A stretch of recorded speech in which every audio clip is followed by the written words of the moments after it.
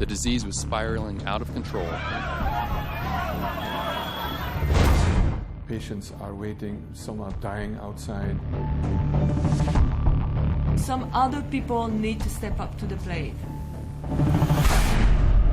My team cannot handle the situation right now. This is an epidemic that is not just a threat to regional security, it's a potential threat to global security.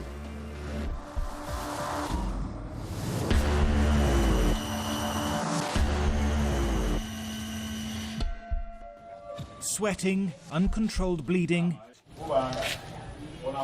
and then death. Ebola's curse is swift and it's gruesome. Hospitals are overwhelmed. The doctors sent to treat the sick are themselves falling ill. And on the streets there's panic. This man had escaped from a treatment centre into a crowded market.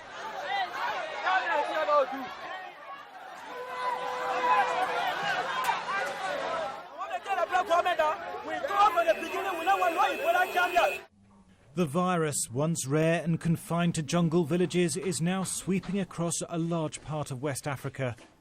In Sierra Leone, health clinics are rudimentary. Patients are screened on arrival at government hospitals, those showing symptoms isolated. Not far behind are teams disinfecting every surface that might have been contaminated. One charity worker who's just returned from the country said the situation is even worse than he's seen in war zones. I was in Syria last year and, to be honest, being in Sierra Leone was a little bit spookier, to be honest, and it brought home to me the dangers that really selfless health workers, local health workers, aid workers and medics expose themselves to in the normal course of their work. In Sierra Leone's capital, Freetown, locals stocked up ahead of a 3-day lockdown. People will be confined to their homes until Sunday in the hope of slowing the spread of the virus.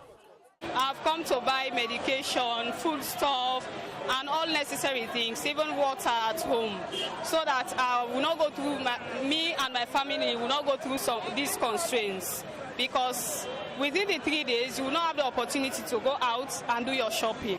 Because if we stay at home, at least the health workers then will get the opportunity for know exactly who they're sick, you know, and then will come out.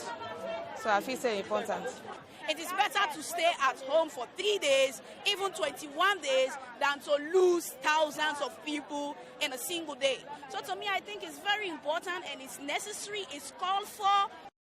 The epidemic is thought to have started as long ago as last December. Patient zero may have been a 2-year-old boy in rural Guinea. There were isolated cases at first. Then in March, aid workers reported a cluster of cases in the southeast of the country.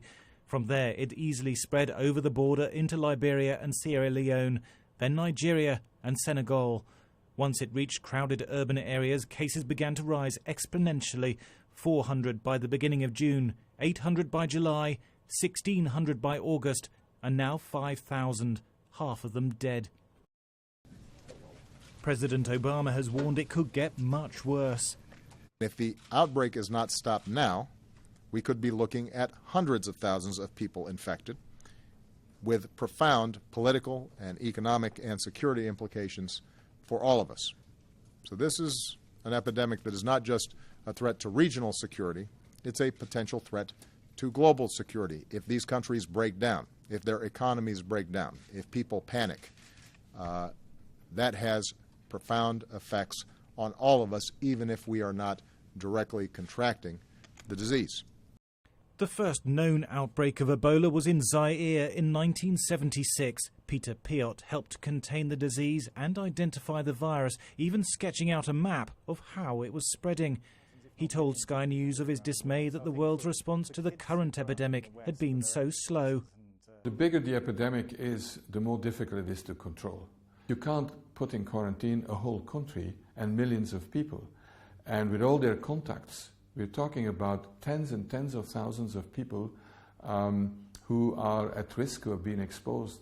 So we need really far more intensified care for people who are ill, isolate them, and then make sure that all their contacts are followed very carefully and that we can, again, isolate them as soon as they're becoming ill. So the job today is far more difficult than a few months ago. Doctors, nurses and aid workers are taking extraordinary risks. More than 300 have been infected according to the World Health Organization. Those from the West have been repatriated. Father Miguel Pajares was brought back to Madrid in a quarantine tent. The medical team took every precaution. A similar medical flight will be dispatched to Liberia to collect a French nurse who worked for Médecins Sans Frontières. At the moment, the evacuation is being organised by MSF. We have, ourselves, coordinated the evacuation, although we have asked that the World Health Organization and other authorities help coordinate. This is an American plane, the same one that's been used several times for numerous evacuations. But once again, it's taking too long. In the United States, Dr. Kent Brantley, a missionary medic, was also treated under tight security after being medevaced from Liberia. Now recovered, he appeared before a Senate committee. I came to understand firsthand what my patients had suffered. I was isolated and unsure if I would ever see my family again. Even though I knew most of my caregivers, I could see nothing but their eyes through their protective goggles when they came to treat me. I experienced the humiliation of losing control of my bodily functions, and I faced the horror of vomiting blood, a sign of the internal bleeding that could have led to my death. Dr. Brantley is one of a handful to have been treated with the experimental drug developed in this US laboratory.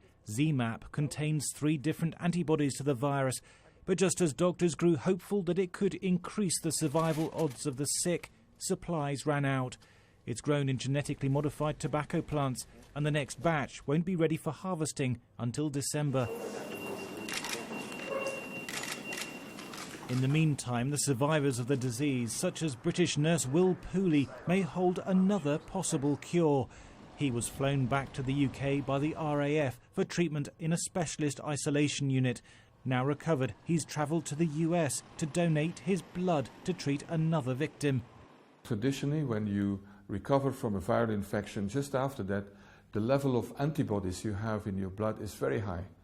And we know from treatment of other hemorrhagic fevers, particularly in Latin America, that such so-called hyperimmune plasma can really save lives. Are you happy to go ahead? Now, do you have any questions? No. Okay. In Oxford, the first of 60 healthy volunteers has been injected with a possible vaccine. 10,000 doses are being made in the hope that the trial shows that it's safe and effective. The checks are being fast-tracked to get the vaccine onto the front line as soon as possible. It's pretty extraordinary. I've been doing vaccine trials for the best part of 20 years. We've never seen anything like this. So it might take us 6 months to a year to get a vaccine trial started. Having decided to do so, this has happened in a month. So from writing the grant application to get funding, regulatory approval, ethical committee review, manufacturing review, all the contracts, that has happened in a few weeks.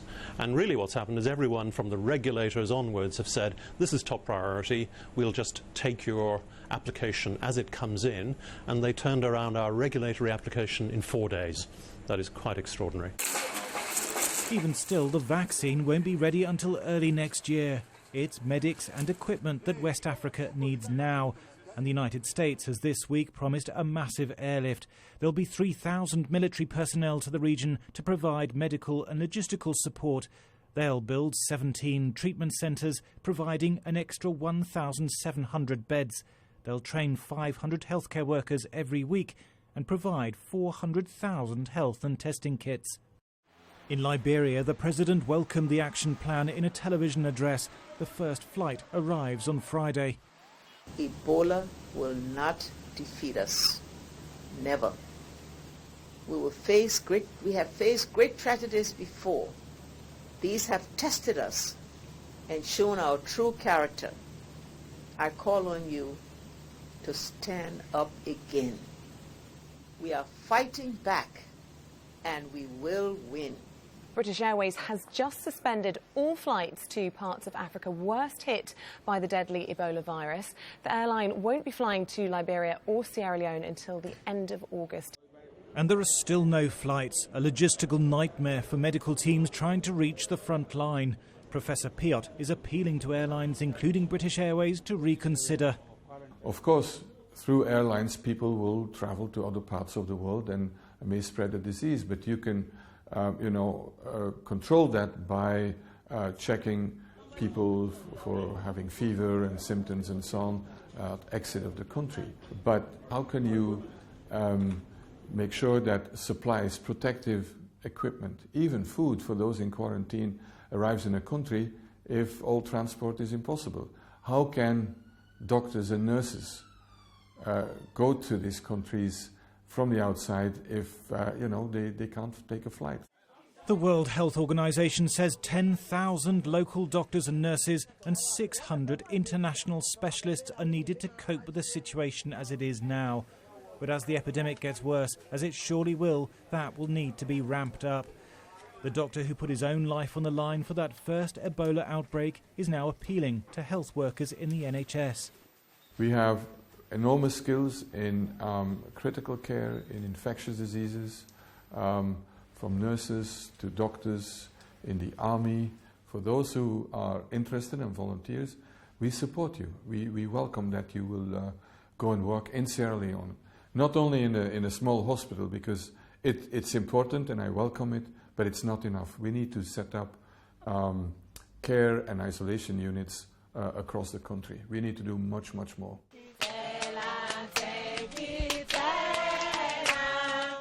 These are the survivors, waving their discharge certificates. They have much to celebrate.